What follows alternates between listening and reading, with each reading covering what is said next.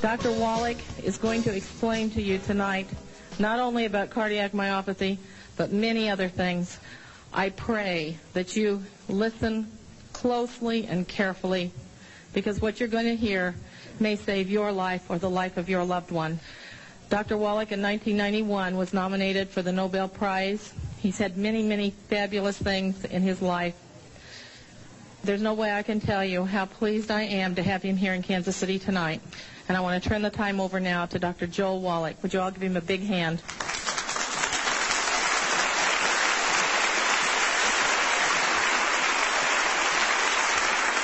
How many of you grew up on a farm or still work a farm or have anything to do with livestock? Well, I'll tell you what, you're my kind of people, because I grew up on a farm in West St. Louis County back in the 50s. And we started out with beef calves. And if you raise livestock, the only way you can make money is if you raise a lot of your own feed, for those of you who don't have that experience. And so we raised our own corn, and we raised our own soybeans and our own hay. And we had a truck come out from the mill, and this truck would come out from the mill, and it would grind up the corn and the soybeans and the hay, and then we would add sacks of vitamins, minerals, trace minerals, and we'd make pellets out of it, and this is what we would feed the calves. In 6 months' time, we'd ship them to market to be slaughtered, or we'd save back some of the best ones for ourselves. We'd knock them in the head and eat them, put it bluntly. And it always fascinated me as a teenager that we did that for those calves, and in 6 months ship them off to be slaughtered, or we'd eat them. And we wanted to live to be 100 years of age without any aches and pains. And guess what? We didn't take any vitamins or minerals. And that bothered me. So I asked my dad, I'd say, hey, Pops, how come you do that for those calves, you don't do that for us? And he'd give me this good old Missouri farm wisdom. He'd say things like, shut up, boy.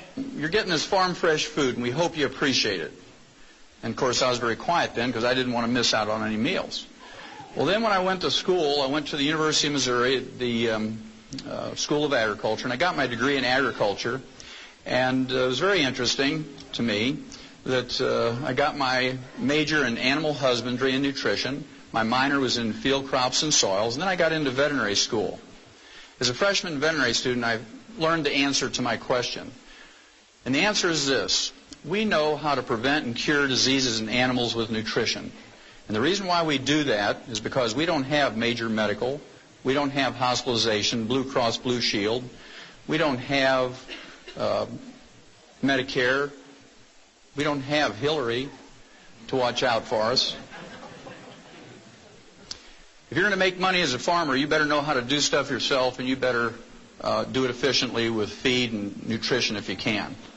Well, to make a long story short, after I got out of veterinary school, I went to Africa for 2 years, and I was able to fulfill a boyhood dream. I was able to be a Frank Buck for 2 years and work with Marlin Perkins. Many of you will remember him from the Mutual of Omaha's Wild Kingdom, and he's a great gentleman. And after 2 years of working with elephants and rhino, people used to ask me, are you a small animal vet or a large animal vet? Well, I would tell them I'm an extra large animal vet because I worked with elephants and rhinos. Well, after 2 years, he sent me a telegram and said, would you come back to the St. Louis Zoo and work with us? We need a wildlife veterinarian at the zoo for a special project. We were given a $7.5 million grant from the National Institutes of Health, and what we need is a veterinarian who will do autopsies of animals that die of natural causes in the zoo. Well, I was just overjoyed to do that, and so I came back and did that. And, of course, I not only did autopsies for animals that died in the St. Louis Zoo, but the Brookfield Zoo in Chicago, the Bronx Zoo in New York, the National Zoo, the L.A. Zoo, and so forth.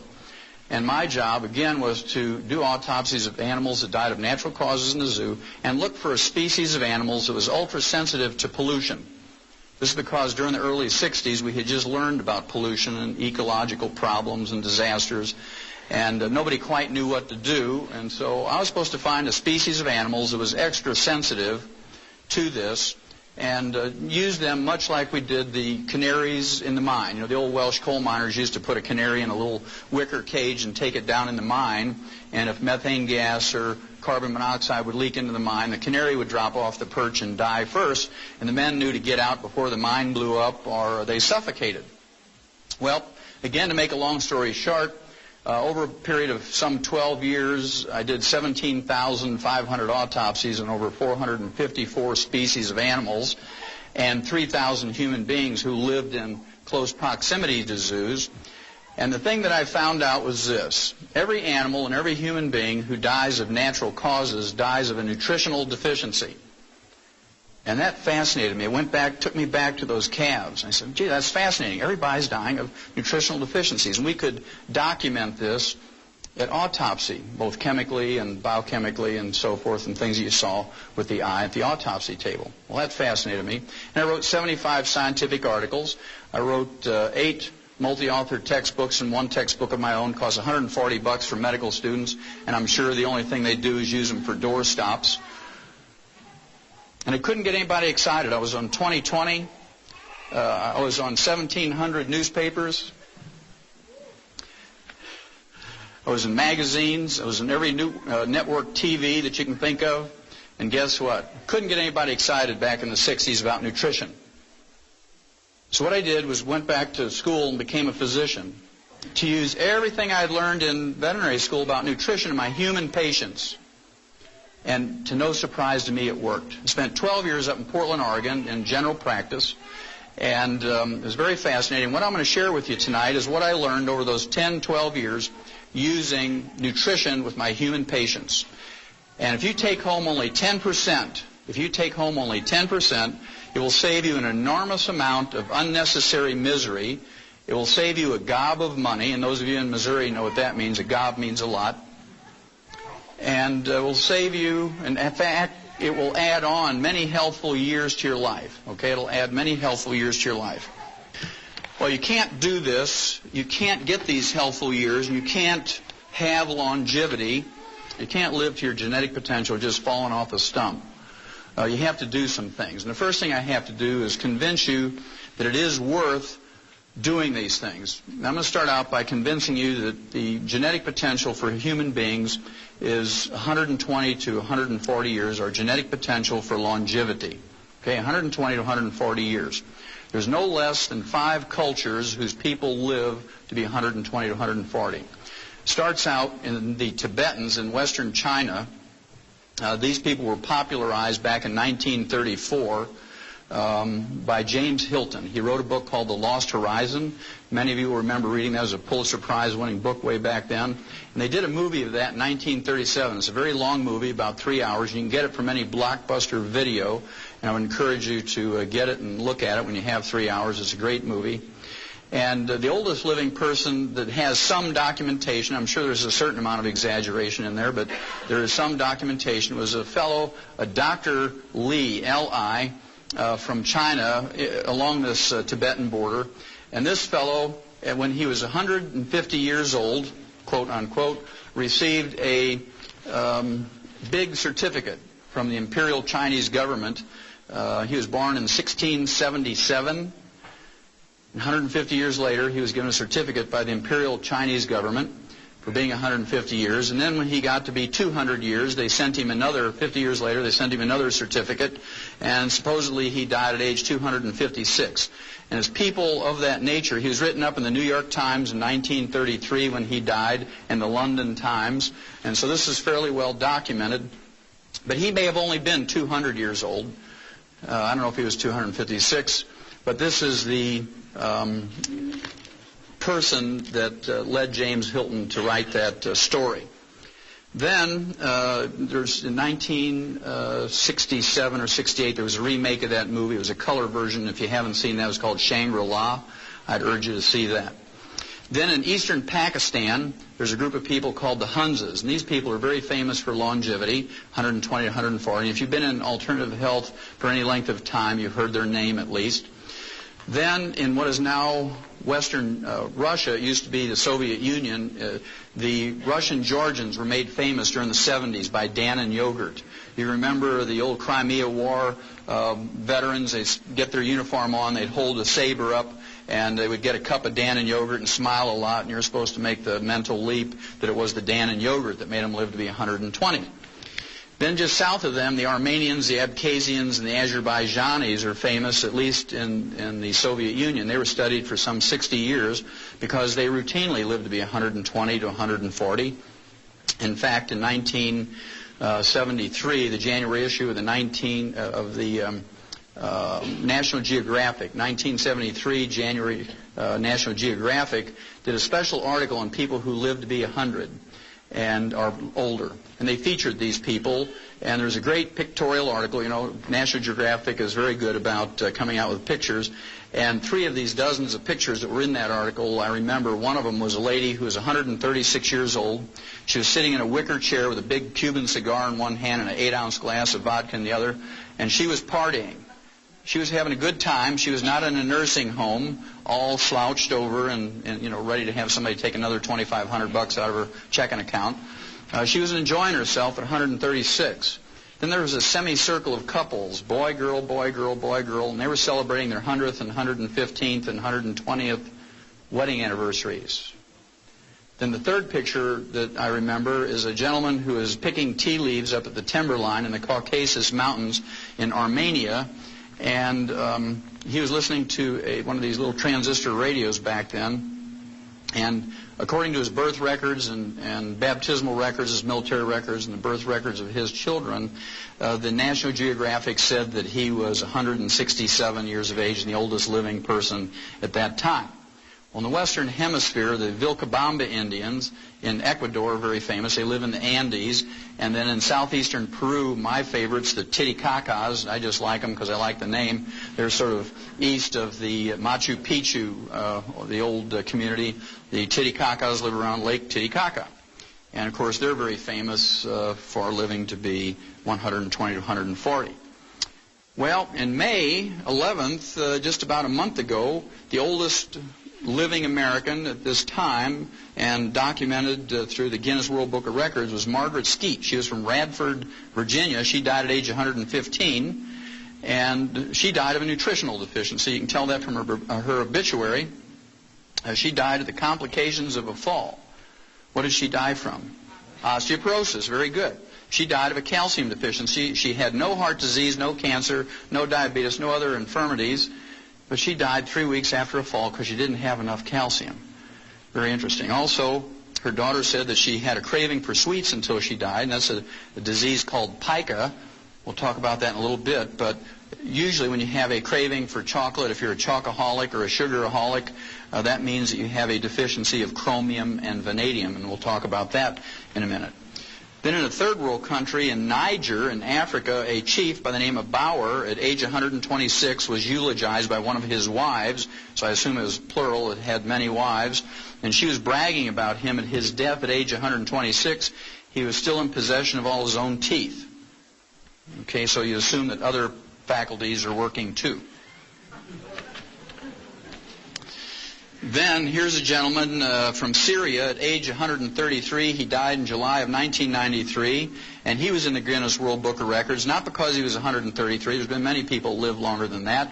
Not because he remarried for the 4th time at age 80, but because he fathered 9 children after the age of 80. And this meant if you add up 9 months for each child and a year for breastfeeding for each one and a year between each one of the children, he was still fathering children after age of 100, and that's what got him into the Guinness World Book of Records. So there's still hope for you fellas. Then those of you who like science, in November of 1993, those 6 Biospirians came out of that dome in Arizona. They were in there for 2 years, 3 couples. And they were supposed to eat the perfect food and recycle the atmosphere and grow their own food and whatnot and have no pollution in their water or air or food. And when they came out, they were examined by medical gerontologists from UCLA, University of California at Los Angeles.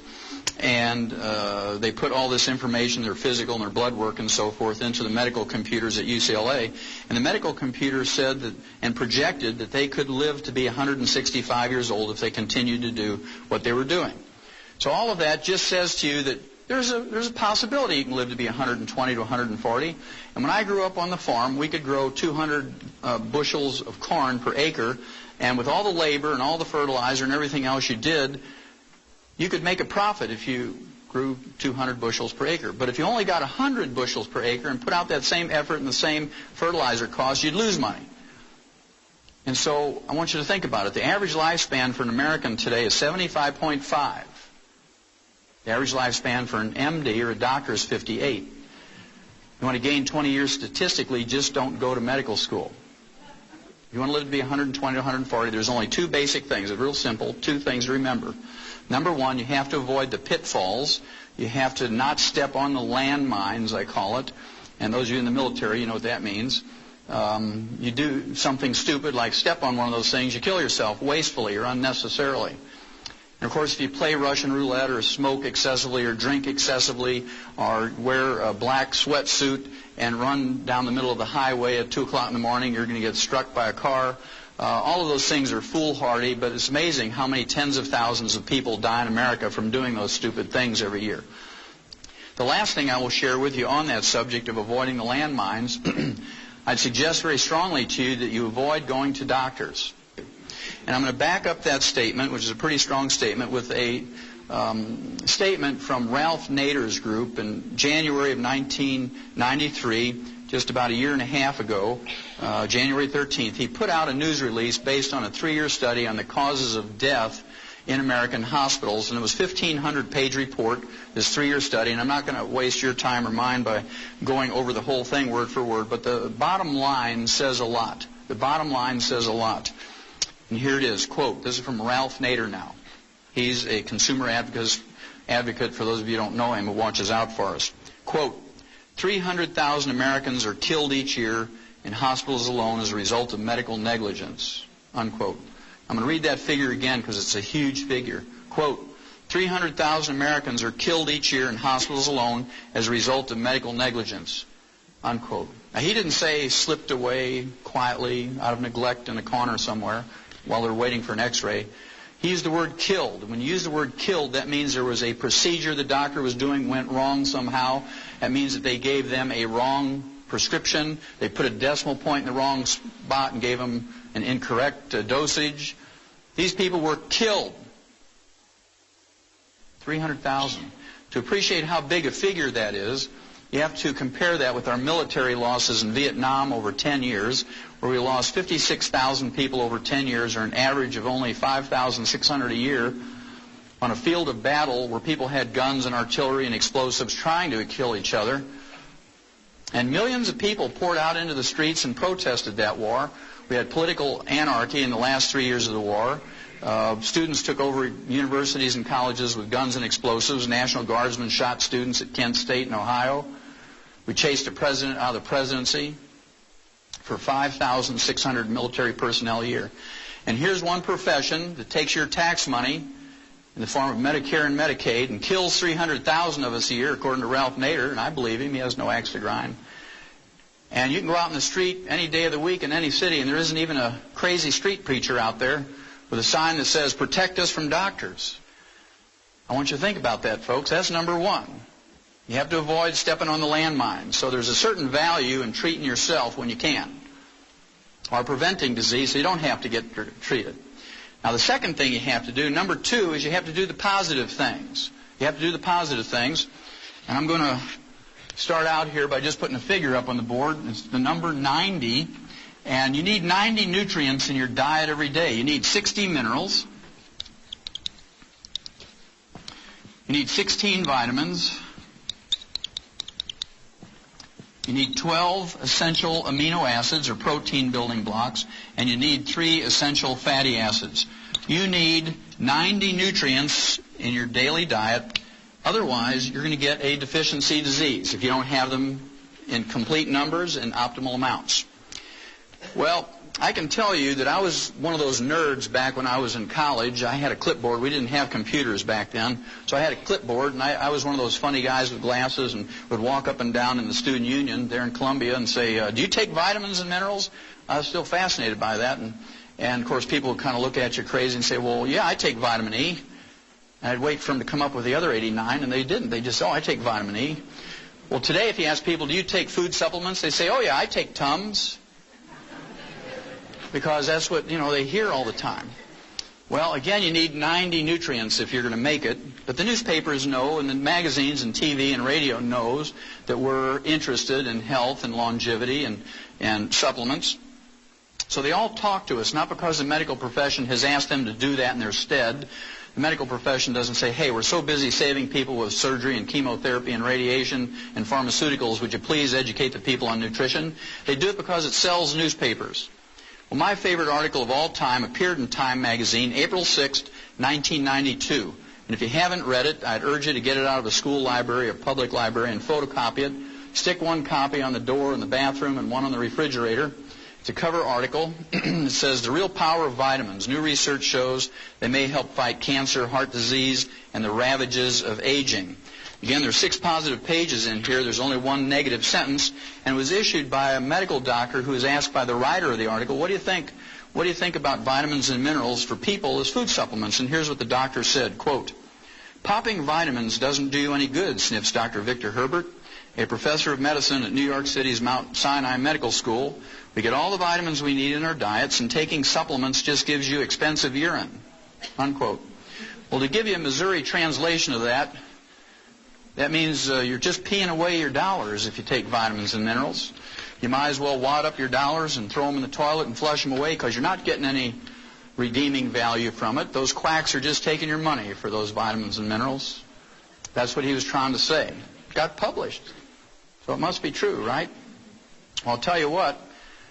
After having done those 17,500 autopsies in 454 species of animals from around the world and in 3,000 humans, and liking to be healthy myself and having children and grandchildren and the not-too-distant future great-grandchildren, I'd rather pee out 50 cents or $1 a day worth of excess vitamins and minerals. It's pretty cheap insurance. Because if you don't invest in yourself to the tune of $1 a day for vitamins and minerals, guess what? You're going to invest in the lifestyle of an MD somewhere.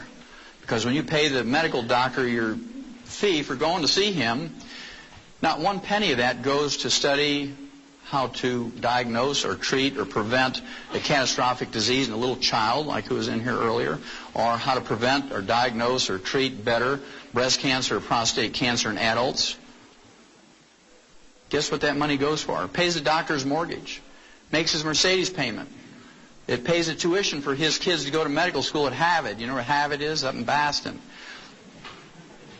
Pays the tuition for his kids to go to law school at Yale. I believe because we've made doctors wealthy. Between 1776 and the Second World War, the U.S. government spent $80 million on health care and health care research and studies. Right now, we're at $1.2 trillion a year for health care. And it's free. We all know it's free, right? I like that lady. She says, like heck. It's not free, but we're supposed to believe it's free, and everybody wants more of it and more free stuff. Well, I'll tell you what, if we used a human-type medical system for the agricultural industry and the livestock, your hamburger would cost $275 a pound. On the other hand, if you use the agricultural health system that we use in animals for humans, your monthly insurance premiums for a family of 5 would be $10 a month. You take your choice. Well, I believe, since we've made them wealthy through insurance programs and government subsidies, I believe they owe us something. I believe they owe us at least as much as the industries do, according to, for instance, recall notices. This was started, of course, 25 years ago when Ralph Nader learned that the Ford Motor Company had made a Pinto car with a rear-end gas tank that would blow up when you got hit from behind at 20 miles an hour, fry everybody in the car. And when people complained to Ford Motor Company, they said, well, you're just dumb for getting in a car accident. We're not going to pay you for that. Well, Ralph Nader says, no, it's a faulty design. So he went to a federal court, and the judge agreed with him, and through a court order, forced Ford Motor Company to send everybody a recall notice with a registered letter, bring that car in, and they'll fix it for nothing. But they kill 300,000 a year, and nobody protests as long as we get ours free. And that scares me, that attitude. At any rate, I've got a bunch of these recall notices you should have gotten over the last couple of years. We'll go through them quickly. Number 1 is ulcers. How many of you ever heard that ulcers is caused by stress? Okay, everybody's heard that. If you don't raise your hand, you got Alzheimer's or you're fibbing, right? Well, we knew 50 years ago in the veterinary industry that ulcers, at least in pigs, was caused by a bacteria called Helicobacter pylori. And, of course, we couldn't get one of these high-priced stomach surgeons from Mayo Clinic. In fact, we always used to yell, hold the Mayo, when they'd say stuff like that. And otherwise, your pork chops would be $275 a pound to pay for that kind of surgery. And we learned that with a trace mineral called bismuth and the tetracycline antibiotic that we could prevent and cure those stomach ulcers in pigs without surgery. And so that's what we did. It cost $5 to cure a pig of stomach ulcers with bismuth, the trace mineral, and tetracycline. Well, the National Institutes of Health now, not the National Enquirer, but the National Institutes of Health came out in February of this year, February 1994, and said ulcers are caused by a bacteria called Helicobacter pylori, not stress. And they can be cured. They actually use the cure word in this news release.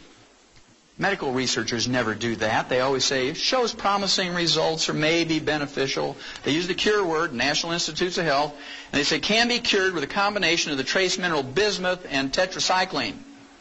Well, for those of you who don't know what bismuth comes in, you can get it from any grocery store or drugstore. It's pink, about $2.95 for an 8-ounce bottle, and it's called Pepto-Bismol. So a teaspoon a day full of Pepto-Bismol and some aureomycin calf scour pellets, you can take care of ulcers. Now you have your choice, whether you're going to treat your own for $5 or go get whittled on. That's your choice. Then what's the number 2 cause of death in Americans? Terrible disease called cancer, right? Now when doctors get information on cancer, you'd think they'd photocopy that, and when they send you that bill, they should send you some photocopies of this stuff. Well, in September of 1993, the National Cancer Institute, not the National Enquirer, but the National Cancer Institute, and the Harvard Medical School up in Boston did a study on cancer patients, and they came out and they said an anti-cancer diet was found. Well, at any rate, they picked China to do this study because in one province, Henan province in China, they have the highest rate of cancer in the whole world. They took 29,000 people for 5 years in this study, and what they did was give them different vitamins and minerals at double the recommended daily allowance for Americans. Now that's a trivial amount. For instance, they used vitamin C for one group, and of course the RDA, or recommended daily allowance for vitamin C, is 60 milligrams. Double that's going to be 120 milligrams. You can't go into a health food store and find a vitamin C tablet or capsule for less than 500 milligrams for an adult. And of course, Linus Pauling, the gentleman with 2 Nobel Prizes, says if you want to prevent and treat cancer with vitamin C, you got to use 10,000 milligrams a day. Well, all the doctors who used to argue with him back 35 years ago are all dead. And today, Linus Pauling's still 94, and he works 14 hours a day, 7 days a week on his ranch in the Big Sur in California and teaches at the University of California, San Francisco. So you have to make up your choice whether you're going to listen to the dead doctors or Linus Pauling. Your choice. Okay, vitamin C, double the RDA, nothing happened. Vitamin A, double the RDA, nothing happened. Zinc, riboflavin, the trace mineral molybdenum, niacin, nothing happened. In one group, they got a major benefit. In this group, they got 3 nutrients at one time. They got vitamin E, they got beta-carotene, and the trace mineral selenium. Those 3 were at double the RDA. And if you get a 0.5% benefit in any nutritional or pharmaceutical experiment, you've made a major improvement in humanity's life. And so these articles get published. So I want you to remember that statistic. 0.5% is major benefit. Well, in this group that received the vitamin E, beta-carotene, and selenium for 5 years, deaths from all causes were reduced by 9%. Almost 10 out of every 100 or 1 out of every 10 who were going to die in that 5 years from any cause survived. Then cancers, all cancers, 13% survived who would have died without those 3 nutrients. So 13 out of 100 lived who would have died. And then the type of cancer that was most prevalent in Henan province, stomach and esophageal cancer, 21% lived who would have died. 21 out of 100 lived. Now to me those are significant numbers, and your physician, for the number 2 cause of death in America, should have sent every one of you a photocopy of that, at least giving you information. Even if he didn't want to give you the advice, give you the information, let you make up your own mind.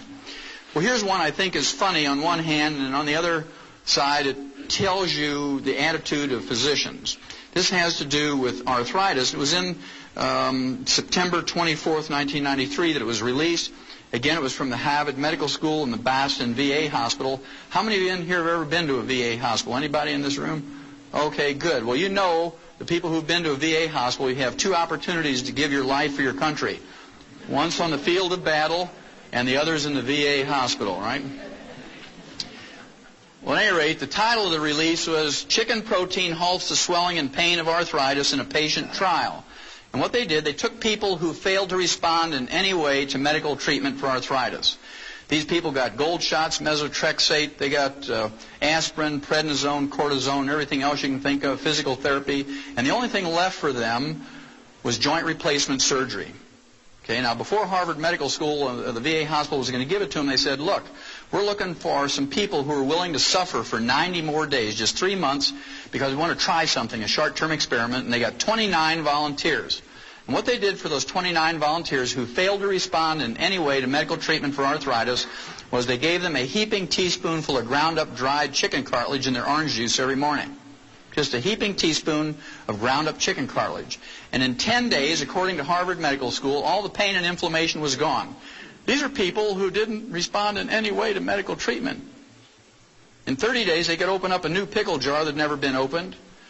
And in 90 days, 3 months, they had maximum return of function. Now, here's the funny part. The funny part comes by a statement of the guy who was the director of that study from Harvard Medical School, and here's what he said. Quote, listen to the words, they're very important. Quote, after 3 months, it was clear that the drug was beneficial, unquote. Because it worked, chicken cartilage had become a drug. You can see he's thinking about patent numbers, and his eyes are rolling around with $300 a capsule, 20 patients, and you can just see him calculating, right?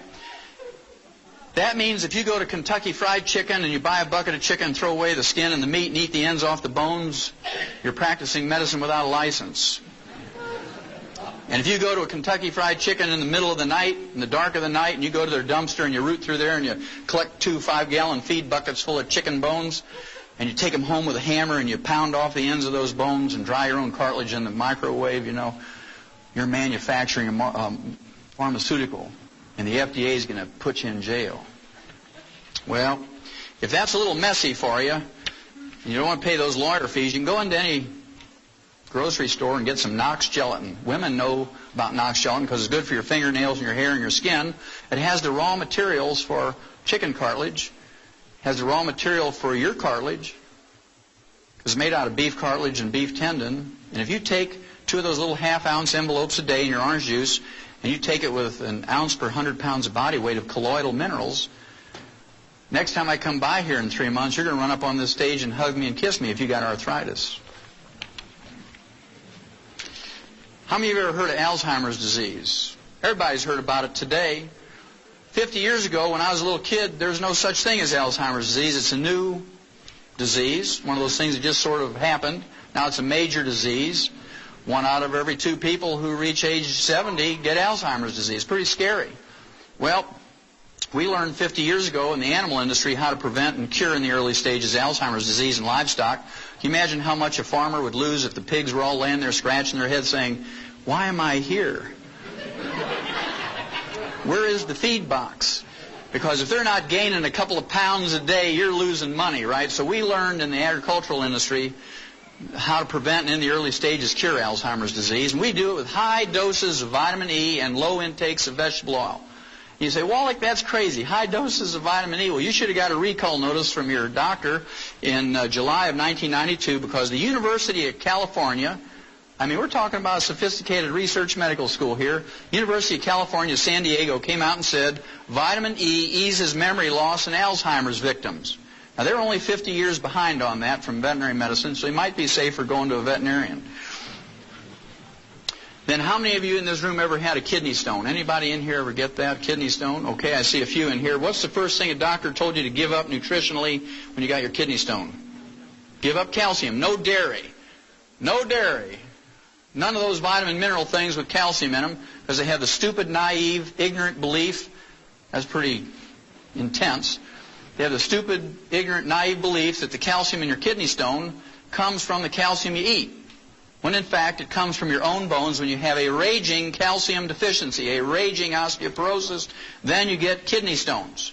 We learned 1,000 years ago in writing in the agricultural industry, if you wanted to prevent kidney stones in livestock, you better give them more calcium. You better give them more magnesium and more boron.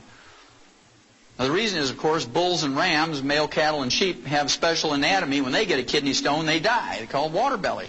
They die. When you and I get a kidney stone, we just wish we were dead.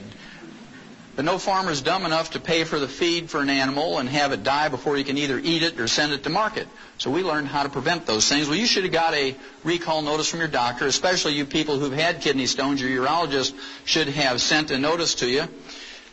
This was about 15 months ago, March of 1993. It says, calcium limits kidney stone risk, and this is from the Harvard Medical School up in Boston, by the way. In a study that turns conventional medical wisdom on its head, researchers have found that people whose diets are rich in calcium run a reduced risk of developing kidney stones.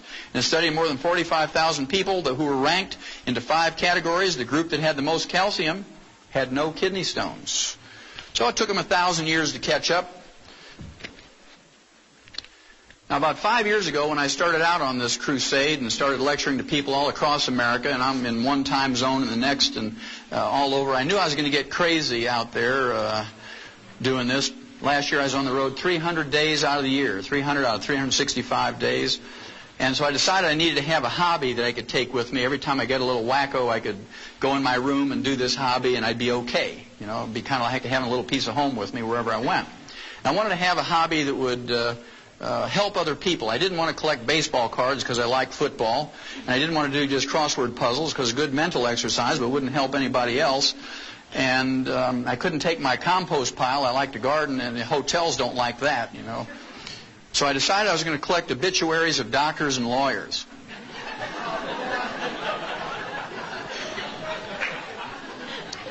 Now, as crazy as that sounds, remember I told you the doctors live to an average age of 58, and we live to 75.5.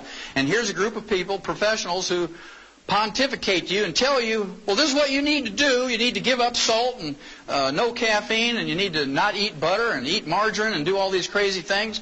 And they die at age 58 on the average. And, of course, all those people who live to be 120 to 140, they put a chunk of rock salt in their tea every day, and they drink 40 cups of tea a day, 40 chunks of rock salt, and they cook with butter instead of olive oil, and they live to be 120. So who are you going to believe, the people who live to be 58 or the people who live to be 120? It's your choice. Anyway, I got a few of them here, some of my favorites. This is Dr. Stuart Cartwright, age 38. He dropped dead in his home. He was a family practitioner of a ruptured aneurysm. That's a ballooning of an artery that's a weakened artery because of the fragmenting or the brittle condition of the elastic fibers in arteries. Just like when you hit a chuck hole with your car tire and you break the cords in there and you get a balloon. He dropped dead like he was poleaxed, okay, right in his home from a ruptured aortic aneurysm. Now, we learned in 57, aneurysms are caused by a copper deficiency. We had a pilot project, 250,000 turkeys, and we made complete food pellets where you put all the 90 nutrients in there. And in the first 13 weeks, fully half of those turkeys died. 125,000 of them. Farmers were out there every morning picking them up by the bushel basket. They took them to the state diagnostic labs, and they were autopsied, and they found out that they all had died from a ruptured aortic aneurysm. So they doubled the amount of copper in there, and the next year they tried to raise 500,000 turkeys, and they didn't lose a single turkey from a ruptured aortic aneurysm. And they ran that experiment in mice and rats and rabbits and dogs and cats and calves and sheep and pigs and whatnot, and guess what? They found out that there's a whole series of diseases that are caused by a copper deficiency. Gray hair is the first sign. When you start getting gray hair, regardless of your age, you got a copper deficiency. You get skin wrinkles because the elastic fibers in your skin are going. Those little crow's feet around your eyes and facial and body skin wrinkles. You look like you're a little prune drying up. Okay? Then, of course, there's the varicose veins. Varicose veins. That's caused by an elastic fiber breakdown. Then, of course, parts of your body begin to sag. Under your arms, your breasts, your bellies, your legs, all this stuff starts sagging. And you can go to a cosmetic surgeon or plastic surgeon if you want, but it's a lot cheaper and a lot more effective and a lot safer if you just take some copper. Okay, well, Dr. Cartwright may have had a medical degree, but he didn't have expensive urine, so he died of something that even a turkey wouldn't die from. Then here's one. This fellow, he was a doctor's doctor, Dr. Martin Carter. He almost made it. He died at age 57. He got his medical degree from Harvard Medical School and his Ph.D. in medicine from Yale. And of course, he was autopsied by the best because he was a doctor's doctor. He said, quote, "The cause of death was a ruptured aortic aneurysm," said Dr. Jules Hirsch of the Rockefeller University Hospital, unquote. What did he die from? Copper deficiency. See, he didn't have expensive urine either. Then here's an attorney. She was so famous, she was from Detroit, age 44, Ellen Joyce Alter. She was in the New York Times obituary. She made the big time. And, of course, she probably had steel buns because she belonged to one of those private health clubs. All these gals want steel buns, you know, doing their little exercises. But she didn't have expensive urine because she died of a ruptured cerebral aneurysm. When they don't do an autopsy, the symptoms could be called a stroke or subdural hemorrhage, but very frequently they're caused by a ruptured aneurysm, which is a copper deficiency. She didn't have expensive urine. How many of you here have ever heard of a guy by the name of Stuart Berger? Stuart Berger. He wrote 5 best-selling books on health and diets and nutrition. He got his medical degree from Tufts Medical School, which is a very fine medical school in Boston, not too far away from Harvard Medical School. And the books he wrote included The Southampton Diet for Weight Loss. He wrote Forever Young, 20 Years Younger in 20 Weeks, and How to Be Your Own Nutritionist. And he died at age 40. How'd you like to follow his dietary practices? He died at age 40 of cardiomyopathy, which is a selenium deficiency. The same cause as white muscle disease or stiff lamb disease. And any farmer can go to a feed store and get selenium pellets or selenium injections, things like Selatoc and Bozy and so forth. And Dr. Stuart Berger, a guy who wrote 5 best-selling books on nutrition, died of a nutritional deficiency. He didn't have expensive urine. Now, you can totally prevent cardiomyopathy for 10 cents a day. And if we don't do it, we're malignant dumb, I like to call it. You're malignant dumb if you don't take in 10 cents a day worth of selenium. It's a waste of your life. That's one of those landmines you can avoid. The medical treatment of choice for cardiomyopathy is a heart transplant.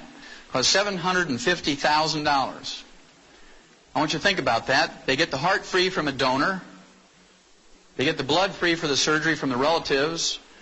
They use $2.50 worth of suture material. And they charge us $750,000 for that procedure. Now, 6 months ago in L.A., when they had the earthquake, they were putting people in jail for 60 and 90 days for price gouging for selling these terrified people a gallon of water for $4. They put them in jail for price gouging for selling them a gallon of water for $4. Now, to me, that's entrepreneurialism. You know, that's being in business for yourself. If you had a way to distill water and make water, and you had a car and you could get in there and sell those people a gallon of water for $4, hey, more power to you. Because if you go to a 7-Eleven and buy a quart of Evian water, it's $1.29. So 4 of those quarts is $5.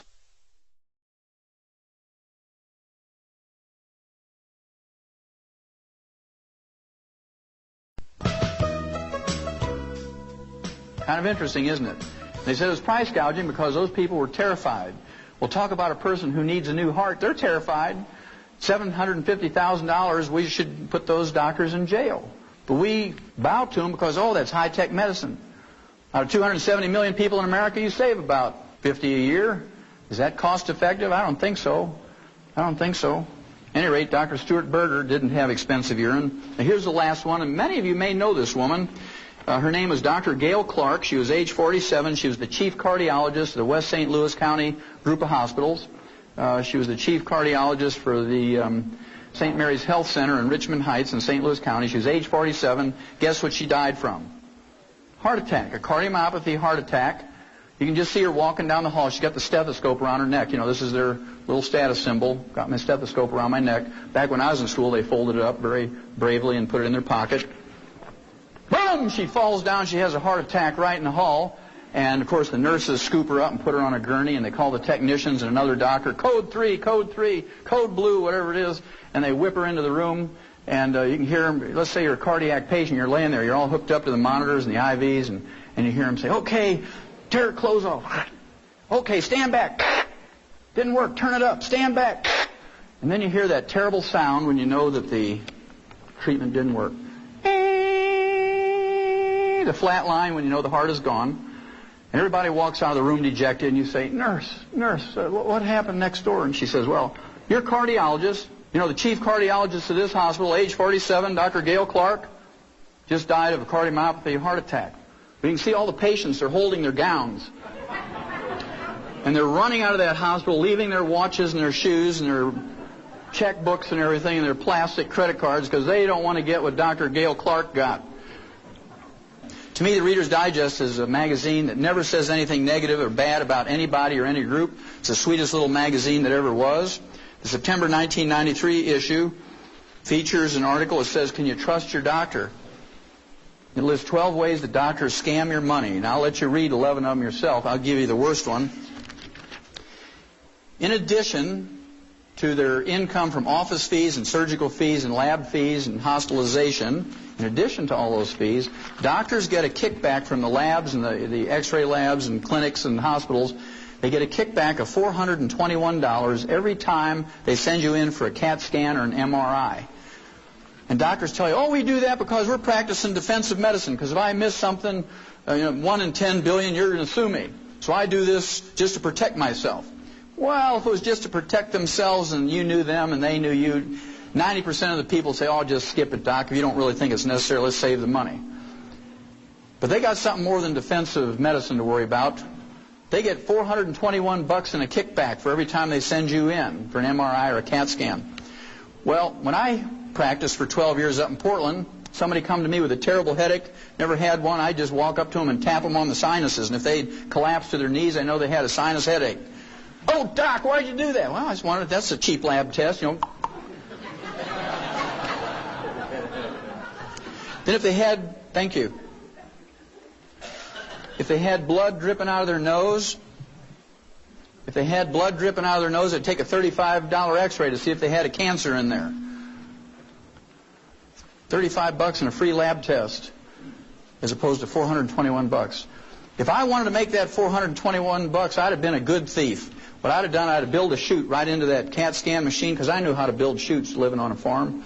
And I'd have gone out in the street and I'd have got every homeless person, I'd line them up in them chutes, and I'd put soup and a Big Mac at the end of that tube, And I'd say, I'm going to buy you a $1.50 dinner. I'm a good guy. I'm going to buy you a $1.50 dinner. You just got to go through this chute, go through that tube, and you get your sandwich and your soup. Man, they'd be flowing through there, maybe 100 a day. I could start adding some things up. It'd be a lot of fun. At any rate, the average doctor gets $228,660 a year in CAT scan kickbacks. $250,000 a year. In any other industry, if you do that, politicians, lawyers, businessmen, stockbrokers, they get put in jail. But doctors, it's okay, because insurance pays for it. Hillary will pay for it. We don't mind if they steal. It's blind. It's free. Well, I told you I was going to tell you about pica. Pica is a funny disease, P-I-C-A. I'm not talking about the type style that you see in typewriters and computers. But pica is a disease that farmers know about. In horses, it's called cribbing, when they chew on the feed bunk, the wooden feed bunk. You better give them some minerals, otherwise they're going to eat that feed bunk.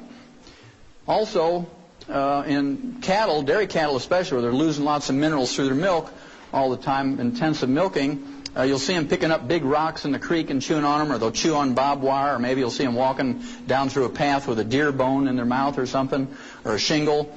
That's called pica. And a good farmer or husbandryman knows you better give them some minerals, otherwise they're going to eat the barn or something. In human beings, we see this at funny times. Pregnant women are notorious for pica. In the middle of the night, they'll elbow their husband and say, hey, you better get up, I want some pickles and ice cream.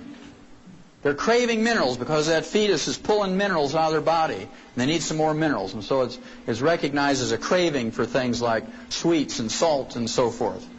We see this in pregnant women. I used to have people come to my practice and they say, Doc, do I need to go see a shrink? I said, why is that? Well, I wake up in the middle of the night and I go outside with a spoon and I eat dirt. And no, that's okay. Just make sure it's clean dirt.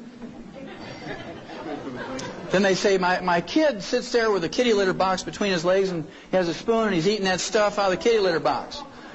And then in housing projects, little kids will eat lead paint off the walls and they get lead poisoning, get learning disabilities and bone problems and anemia. And we're good, so we spend $5 million to scrape the lead paint off of there and repaint it with latex paint. And all we have to do is give those kids 10 cents a day worth of minerals. It'll be better for them and save us $5 million. It's your tax money. And if we allow them to throw them away, those dollars, it's kind of interesting. At any rate, if you have a selenium deficiency and you don't want to wait until you get cardiomyopathy and drop dead from a heart attack to recognize it, If you look on your hands and look in the mirror in your face, if you have liver spots or age spots, and I see quite a few from here, you have an early selenium deficiency. That's called free radical damage. And fortunately for you, if you recognize that, and you start taking in some colloidal selenium, in 4 to 6 months those will all go away. You'll reverse that in 4 to 6 months. And when they go away on the outside, they're going away on the inside, in your brain and your heart and your liver and your kidneys. And if you have low blood sugar, how many in this room have low blood sugar? Anybody in here have low blood sugar? Okay, about 10%. How many of you have ever seen a hyperactive kid who gets on sugar? Okay, about everybody in the room. People who have sugar problems are like alcoholics. There's good ones and bad ones. You know, the good alcoholics are one, when they get 2 drinks, they just go off in a corner and go to sleep, right? Same way with somebody with low blood sugar. They eat a big meal or they eat a piece of pie. 3 hours later, they clunk out and go to sleep. Then there's bad alcoholics. They're the one that gets 2 drinks in them and they get violent and raged and they want to fight everybody. They punch holes in the wall, and, you know, big brave fellows, and they kick their wife and kick the dog and take the chainsaw and cut their neighbor's tree down and all these wild things and drive reckless down the roads and kill people. Those are the bad drunks. Well, people who have blood sugar problems, there's bad blood sugar people too. They get a little crazy. Okay, I don't know how many of you remember the Twinkie defense, right? Remember when somebody murdered 2 people, and he claimed he ate a Twinkie 3 hours before he murdered them, so they let him off because he got temporarily insane every time he ate sugar. Now, don't any of you try that. Well, chromium and vanadium deficiency will result in these sugar problems, low blood sugar, and if you let it go on for any length of time, you develop diabetes, chromium and vanadium. Then a tin deficiency, the early symptoms of a tin deficiency are male pattern baldness. I see a lot of tin deficiency in this room. Yes. And if you let it go on for any length of time, you get deafness. Then there's a boron deficiency, and you gals should know about boron because it helps you keep the calcium you take in your bones so you don't get osteoporosis. Boron. Also, it helps you make estrogen. It helps you fellas make testosterone. If you don't take in enough boron, you ladies are going to suffer miserably going through menopause. Okay, you're going to have all those terrible symptoms. You fellas don't get enough boron, can't make testosterone, you won't know whether to lead or follow on the dance floor. You're going to be confused. She's saying he's got a boron deficiency. Then in laboratory, I should tell you too, we said this on the show today. Those of you may not have heard it. Some of you didn't hear the whole show. The first symptoms of a zinc deficiency is you lose your sense of smell and your taste. You say, food just doesn't taste good anymore, and you don't have a cold or anything like that. And you say, your wife says, well, aren't you excited about dinner? I spent the whole day in the kitchen cooking dinner. He says, well, I didn't smell anything when I walked in. You know he's got a zinc deficiency. Well, in laboratory animals, there's some 7 rare earths. These rare earths are trace minerals you need in lesser amounts than you need trace minerals, and they actually double the lifespan of laboratory animals. They've not been proven in humans yet, but I'm not going to wait 500 years for doctors to approve it. They're still arguing over vitamin C and calcium, right? So I'm just going to do it. Didn't kill any laboratory animals, it just doubles their life, and it's not a drug. These rare earths are called lanthanum, praseodymium, neodymium, samarium, europium, ytterbium, and thulium. There must be a reason why they're named after Old Testament cities. Well, remember I told you we needed 90 nutrients, we need 60 minerals, we need 16 vitamins, 12 essential amino acids, and 3 essential fatty acids. And of course, we're lucky in that plants as a group can make most vitamins, amino acids, and fatty acids. Plants can do that because they just take carbon out of the air and make carbon chains to make vitamins, amino acids, and fatty acids. But you have to eat 15 to 25 different plants a day in the right combinations to make this happen. Theoretically, it's possible, but most Americans don't do it. The average American thinks if they eat some potato buds out of a Betty Crocker box, they're eating a vegetable. Okay, so you got to be careful what you're considering a vegetable. Then, of course, people want to do right by their doctor, and they eat low-fat turkey breasts, and they put a half a jar of mayonnaise on there, and they put it between 2 slices of Wonder styrofoam bread. Remember that stuff you can insulate your house with and put in your shoes when you get a hole in the shoe? I remember when I was a kid 50 years ago, it was a lot of fun because we have Wonder Bread. We didn't have TVs back then on the farm. We didn't even have dryers that went round and round. So the only thing you could do in the wintertime was sit in the kitchen and wonder at a loaf of Wonder Bread. And it had the blue and red and green, yellow balloons on there. And if you read the labels as many times as I do, you know it said things like, helps build bodies at 12 ways. And about 15 years later, the FDA made them change it to help build your body 8 ways.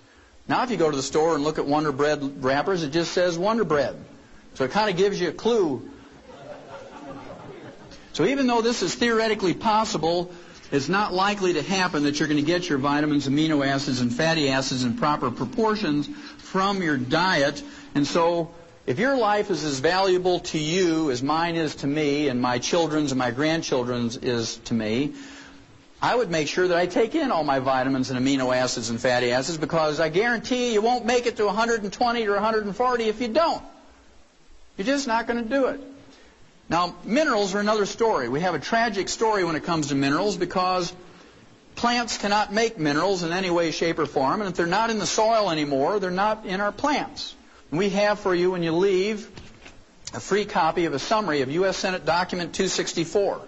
U.S. Senate Document 264 is from the 74th Congress, second session, and it says that our farm soils and our range soils are depleted of minerals, and the crops, the grains, the fruits and the vegetables, and the nuts that are grown on these depleted farm and range soils are minerally deficient, and the people who eat them get mineral deficiency diseases, and the only way to prevent and cure them is with mineral supplements. That's U.S. Senate Document 264, 74th Congress, second session. It was written and printed by the U.S. Congress in 1936, 58 years ago. Do you think it's gotten any better?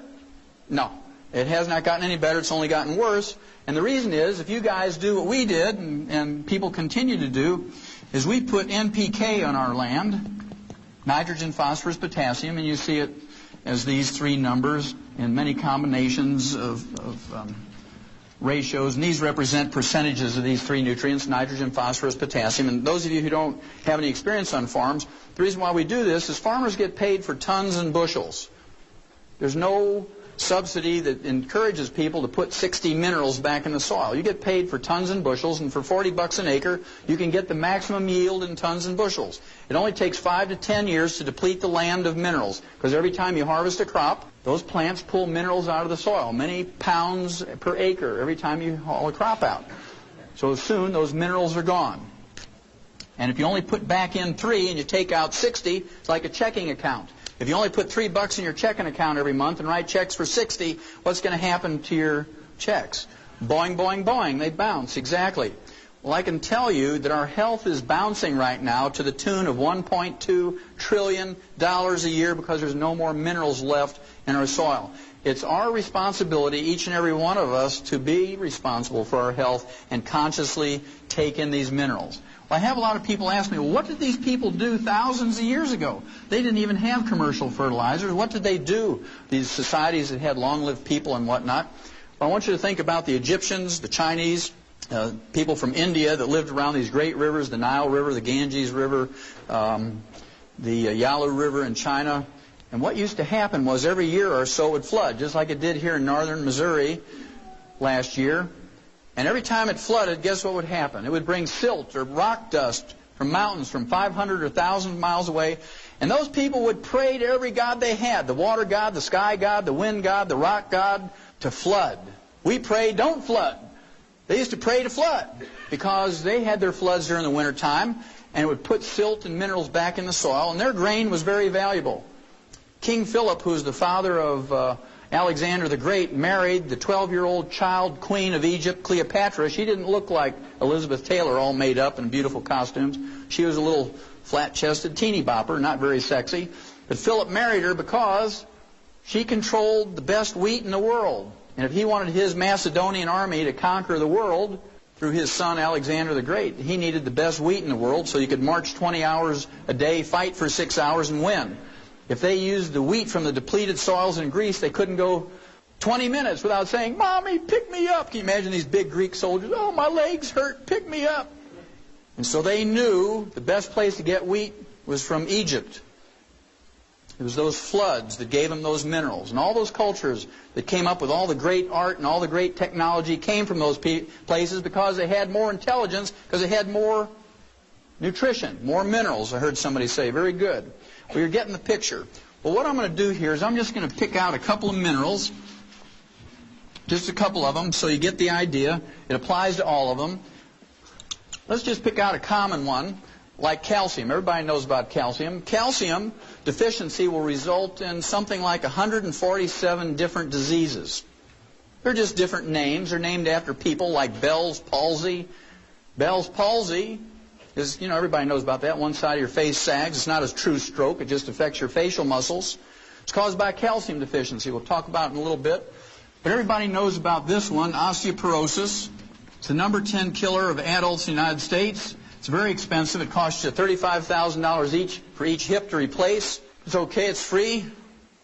Insurance or Medicare or Hillary will pay for it. It costs you $70,000 for both hips. As expensive as it is, and the number 10 killer, remember, Mrs. Skeets from Radford, Virginia, aged 115 years of age, she died of complications of a fall. We don't have osteoporosis in animals, and it's because of farmers we don't have osteoporosis in animals. It goes like this. You have a pasture with 100 cows in it, and this year you didn't have any calves, you can't repay your operating loan, you're in trouble. Right? Because you paid for the feed and the vet bill and mowed the pasture and fertilized and maintained the fence and fed the cows and all this, that, and the other. You don't have any calves, you can't pay back the operating loan and make any money. So you call the vet out and you say, do I get rid of these cows? What happened here? And he examines the cows. He says, nothing wrong with them. He says, let me look at the bull. And he says, aha, here's your problem. That bull has osteoporosis of both hips, can't breed the cows, didn't have any calves. He says, I'll tell you what, though. He says, you give me $70,000. He says, I'll put 2 new hips in that bull, and next year you'll have some calves. Well, the first thing that farmer says is, stand back, Doc. Boom! He blows that bull away with a deer rifle, and while the kids are grinding the bull up with a grinder and cutting roast and steaks off that bull, the farmer's chewing on a straw and saying, now, Doc, pushes Stetson up a little bit, and he says, I wasn't going to pay you $70,000 for that old bull. He says, I can get a new bull every year for 70 years for that. He says, but every once in a while I get a bull that throws good calves. I'd like to keep them. Is there any way I can prevent that osteoporosis thing from happening to a good bull? He says, well, yeah. He says, if you'll give a bull calf 10 cents worth of calcium every day after he's weaned, he'll never get osteoporosis. The farmer says, no, wait a minute, Doc. You mean if I give that bull 10 cents a day worth of calcium from the time he's weaned, I can prevent a $70,000 disaster? He says, oh, yeah, it's that simple. He says, you mean all I have to do is give up a half a cup of coffee a day to do that? He says, yeah, that's it. He says, I choose that one. He says, I'll give up the half a cup of coffee. And that's what we have to think like, okay? Then there's receding gums. Dentists and periodontists will tell you that if you want to prevent and cure receding gums, you better floss and brush after every meal. If you believe that works, I have some oceanfront property in Montana to sell you. If you all know your geography, you know that doesn't work. Now, as a veterinarian, I've seen hundreds of thousands of animals of all kinds, mice, rats, rabbits, dogs, cats, sheep, pigs, horses, lions, and tigers, and bears, and they don't get receding gums. And they don't floss. Now, they do get funky breath, but they don't get receding gums. Boy, if you want to smell something, you just let a camel breathe on you, boy. Well, the reason we don't have receding gums in livestock is because we've dealt with the osteoporosis problem. Receding gums is not a deficiency of flossing. It's, in fact, osteoporosis of the jaw bones and of the facial bones. So if you have gingivitis or receding gums, you have advanced osteoporosis. Those bones around your teeth are melting away little bit by little bit every day. And if you take your teeth out at night and put them in a glass next to your bed and that fizzy stuff, you have major advanced osteoporosis because all your bone has melted away. Okay? Then there's arthritis. We talked about that a little bit earlier. Remember the chicken cartilage or the Knox gelatin? 85% of all arthritis is caused by osteoporosis of the joint ends of the bones. You're talking about degenerative arthritis, osteoarthritis, sciatica, lumbago, rheumatism, all those sorts of things. They're caused by osteoporosis of the joint ends of the bones. I want you to think about something for a minute. If you don't take a pain reliever or an anti-inflammatory for that arthritis, let's say you get arthritis of the hips, you're going to kind of favor that a little bit, aren't you? You're going to get a cane or a walker or crutches. You're going to favor it, and so you don't put any weight on it.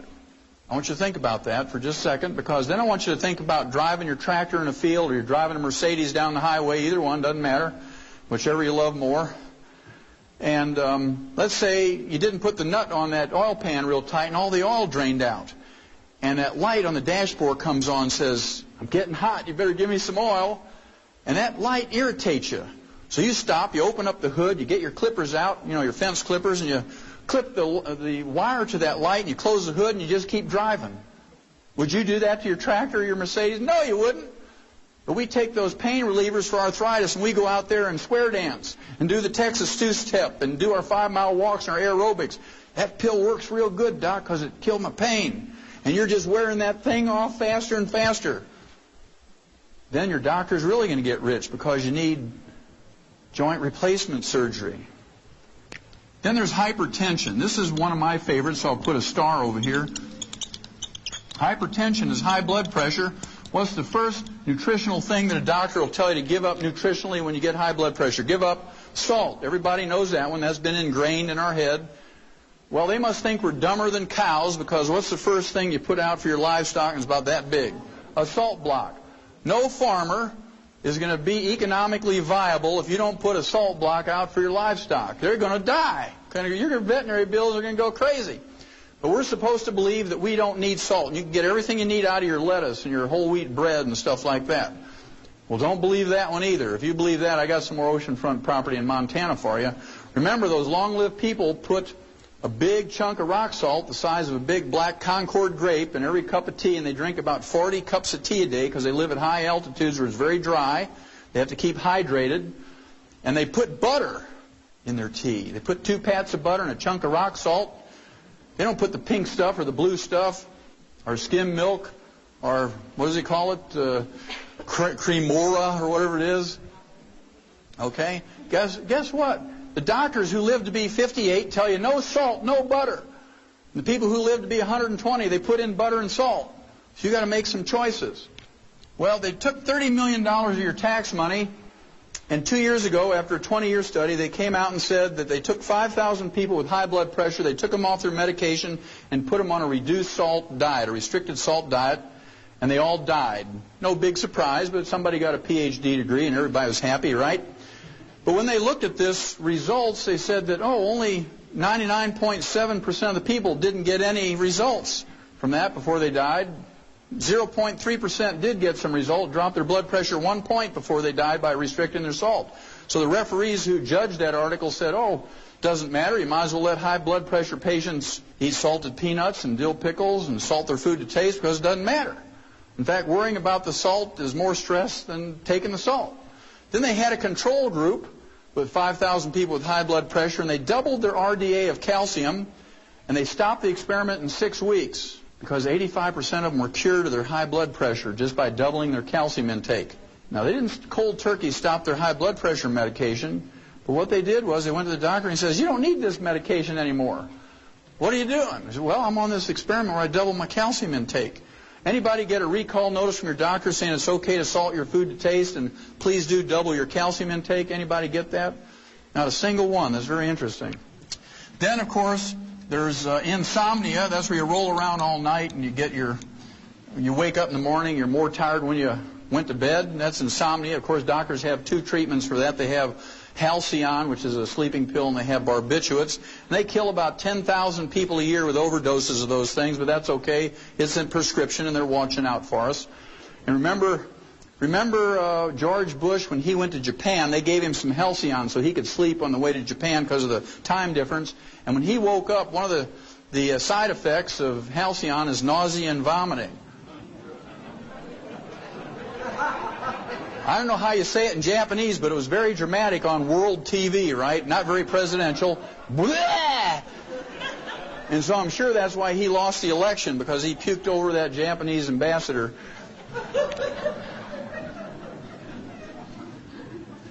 And then, of course, there's kidney stones. And then there's bone spurs, heel spurs, and calcium deposits. Again, physicians will tell you the first thing to give up nutritionally is calcium and dairy, because they have this foolish belief, the stupid belief, the ignorant belief that the calcium in kidney stones, bone spurs, heel spurs, and calcium deposits come from your diet, when instead it only comes from your bones when you have a raging osteoporosis. And when you get these things, you need more calcium, not less. Then there's cramps and twitches. You wake up in the middle of the night and your foot is all cramped up around your neck and you say, Lord, take me from the knee down. I'm not going to make it till morning. We've all experienced that. That's very common. Then there's PMS, premenstrual syndrome. You know, the emotional and physical stuff. The medical treatment of choice for PMS is what we call a hysterical ectomy. It's been shortened to hysterectomy.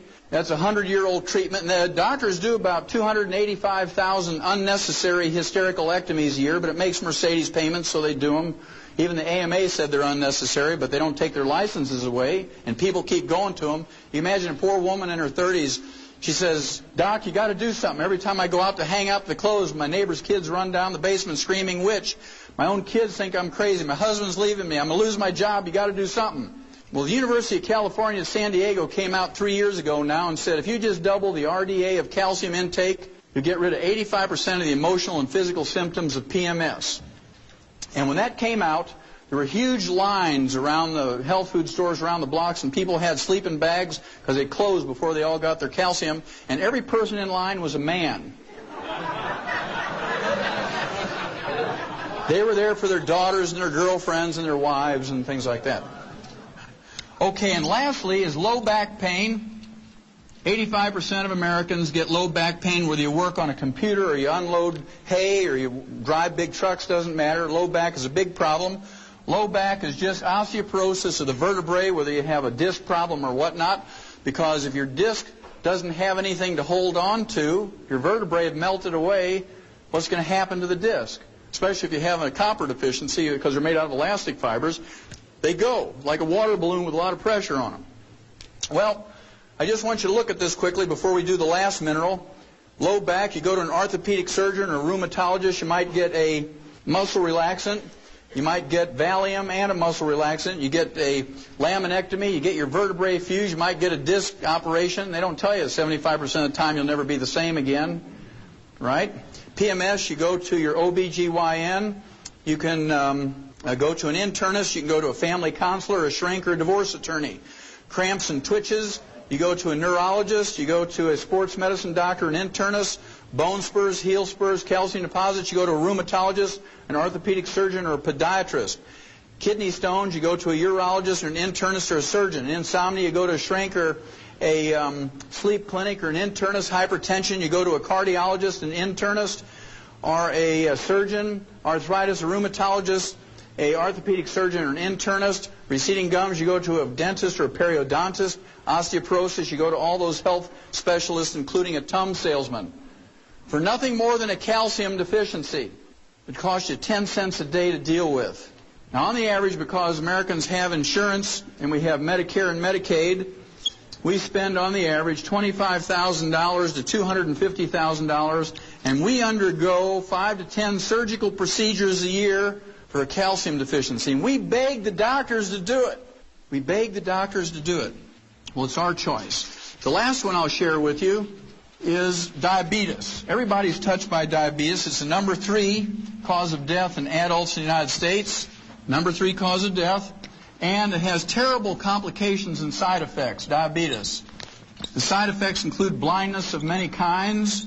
Then there's a kidney failure with dialysis and kidney transplant. There's cardiovascular disease of all kinds. And, of course, that contributes to the number 1 cause of death, which is the number 1 cause of death. Then there's amputations. Everybody ought to have one of those because they're totally paid for in their health thing. They assume that you're not just going to get one because you want to get everything on your health benefits. And then you shorten your life because if you have diabetes, on the average, you have a shorter lifespan than someone who doesn't have diabetes. Now, we learned in 1957 in the animal industry that we could prevent and cure diabetes with 2 trace minerals. That's a pretty profound statement, that we could prevent and cure diabetes with 2 trace minerals in 1957 in animals. It was published in Federation Proceedings, which is the official journal of the American Science, the National Institutes of Health. The official monthly journal was August 1957. Well, the 2 trace minerals that you can get to prevent and cure this are chromium and vanadium. Vanadium alone, according to the University of Vancouver, British Columbia Medical School, vanadium alone will replace insulin in adult onset diabetics, which represent 85% of all diabetics. Of course, they can't quit their insulin cold turkey. They've got to gradually wean off of it. It takes 4 to 6 months for most people to slowly wean off of insulin if they're taking in adequate amounts of chromium and vanadium. I've seen it work on hundreds and hundreds of people. Now, to me, this is criminal, because if you write to Hills Packing Company that makes Science Diet dog food, they're right over here in Topeka, Kansas. I don't know if I'm pointing west, but that way, okay. They're all saying that way. Topeka, Kansas, they manufacture Science Diet dog food and other Science Diet products, high-tech foods for animals. If you write them and say, how many minerals exactly is in Science Diet for dog food, they'll write you back and say there's 40 minerals. You write Checkerboard Square in St. Louis, Ralston, Korea, and say, just how many minerals are in your rat pellets for laboratory rats? And they'll say there's 28 minerals. I'll give anybody in this room a crisp new $100 bill if you can find me a human infant formula in a grocery store that has more than 11. So our dogs get 40 minerals. Remember, that's what Mike Murphy was saying. His dog never seems to get sick because he's getting this canned dog food with all these vitamins and minerals in there. So our dogs get 40 minerals, our rats get 28 minerals, and our human infants get 11. Is that fair? No, that's called fraud. Doesn't matter if you're talking about SMA, Similac, Isomil, Pro Soy B. In fact, that's why they call Similac Similac, because it lacks everything.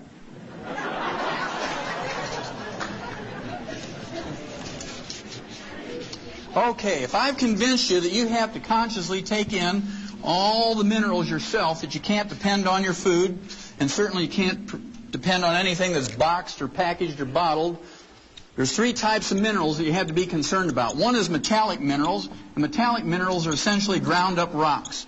Metallic minerals are things like oyster shell, eggshell, dolomite, limestone, calcium carbonate, clays of various kinds, Mount Marulanite clay, seabed minerals. They're Tums. They're only 8 to 12% absorbable. When you reach age 35 to 40, it drops down to 3 to 5%. And I have to tell you a story here. Some of you heard this on the show today. I ran into a guy at a meeting like this up at Grand Rapids, Michigan. And this fellow owns a porta potty business. You know, that's that green or blue-colored outhouse. Man, if we'd only had one of those back when I was a kid. We had these ones with splinters, you know, in the wood. At any rate, he said, I see something that describes that in my porta potty business. I said, what's that? He says, well, when we take those things back to the shop to clean them out with a pressure hose, he says we put a 1/4-inch grid underneath them because kids throw rocks and sticks and toys in there. And if we don't put a grid there, it blocks up the sewer system. It costs us thousands of dollars to fix it. He says, every time we clean one of those out, we find hundreds of vitamin tablets. I said, well, how do you know they're vitamin tablets? He said, well, it's really easy. He says, right on the coating it says Theragram M, 1 a day, Centrum. He says, come here. He takes me out in the back of the shop, and there's this literal mountain of all these vitamin pills he got out of his porta potties. And that's because you can't absorb metallic minerals. If you read the labels on those multiples, they say your iron comes in the form of iron oxide. What is iron oxide? Rust. You might as well just go out to an old railroad track and take your butter knife and scrape some of that rust off and lick it, and you're going to get your iron supplement. Well, that's what they're giving you. Well, I'll show you how bad it is if you take something like calcium lactate, which is a common metallic mineral. Let's say it's a calcium tablet, calcium lactate, 1,000 milligrams.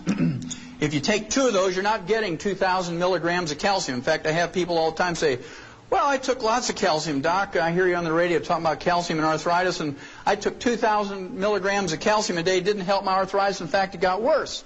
I said, well, what kind of calcium you taking? They said calcium lactate. Well, there's your problem, because only 250 milligrams of that is metallic calcium. So let's say you absorb 10% of that. Then the other 750 milligrams is lactose or milk sugar. So 10% of 250 is 25. So if you take 2 of those tablets, you're not getting 2,000, you're getting 50 milligrams. So to get what you need to take 90 of those tablets a day. You need to take 30 with each meal, and you got 59 more minerals to go.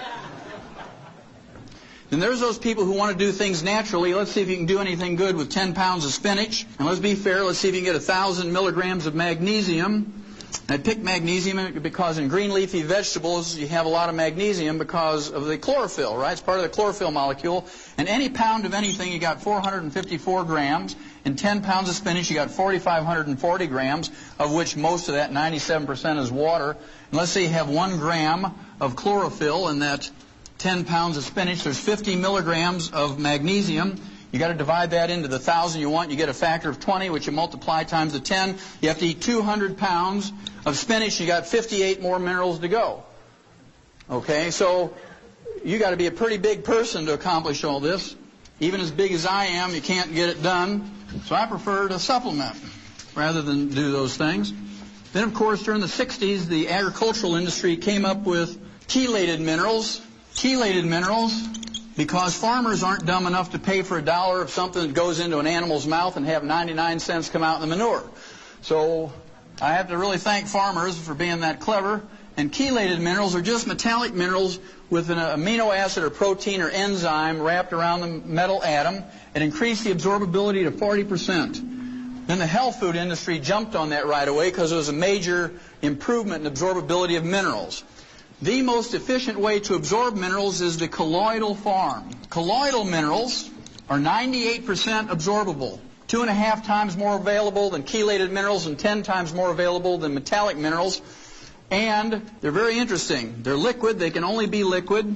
Can't be pills, powders, or capsules. They're very small particle size, are 7,000 times smaller than a red blood cell.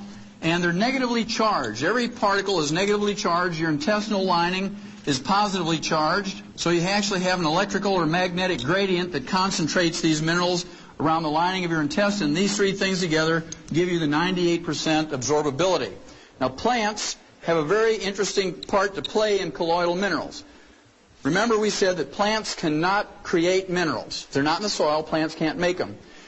Remember that U.S. Senate Document 264 says they're not in the soil anymore. At any rate, metallic minerals are taken up by plants when they're in the soil. Plants convert them in their tissues to colloidal minerals, and this is how we store minerals in our body. This is how we use minerals in our body. This is how we transport minerals from their storage place to their site of use in the colloidal form. Well, our plants, our crops don't have much in the way of colloidal minerals in them because we don't have any metallic minerals in our soil. Is this important? Well, yeah. These long-lived cultures who live to be 120 to 140, they have certain common denominators. They all live in high mountain villages that are above 8,500 to 14,000 feet in elevation.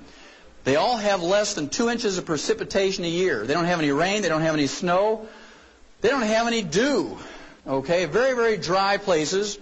And guess what? They get all their drinking water and all their irrigation water for their crops from what we call glacial milk. Glaciers in every one of those communities grind up the parent rock of those mountains about 4 inches a year. There's more than 60 to 72 minerals in each one of those places.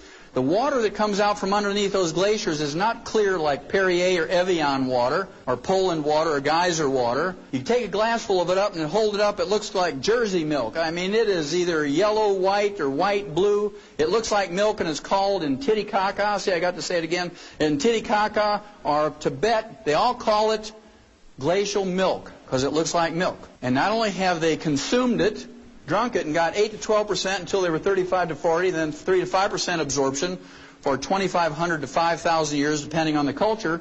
More importantly, they have irrigated with it year after year, crop after crop, generation after generation for 2,500 to 5,000 years. They have no diabetes. They have no heart disease, no high blood pressure, no arthritis, no osteoporosis, no cancer, no cataracts, no glaucoma. They have no birth defects. They have no jails full of drug addicts. They have no taxes. They have no doctors. Yet they live to be 120 to 140 without disease. Are these colloidal minerals important? You bet your life they're important. And every time you don't take them in every day, you're chopping off a few hours or a few days of your life. Okay, now most people are not going to go to Hunza or Tibet or Titicaca because we don't have Kenmore kitchens there or even Saturn cars or TV changers, channel changers or electricity. They don't have insulated houses. They don't have central heating or air conditioning. But what they do have is colloidal minerals. This is Dr. Wallach with a final message. Information gives you the ability to make decisions with confidence. I hope you've enjoyed my message.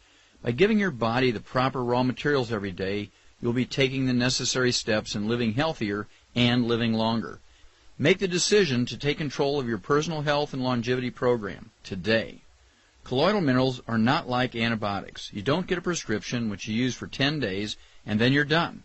Your prescription for colloidal minerals should only expire when your need for oxygen expires. You need to supplement your diet with the 90 essential nutrients each and every day of your life. Millions of people have heard my message all across the world and have now decided to make the consumption of colloidal minerals a daily ritual. Just as there are many manufacturers of aspirin, there are now many manufacturers of vitamins and mineral supplements. Be sure to get your liquid colloidal minerals derived only from the very best organic plant source deposits. Colloidal minerals are the mineral source our bodies were designed to use, not ground up rocks. Since you will most likely be supplementing your diet each and every day, don't get caught paying retail prices. My daddy always said, why pay retail when you can buy wholesale? One of my trusted colleagues will show you how to purchase the highest quality products wholesale so you can save gobs of money off the retail price each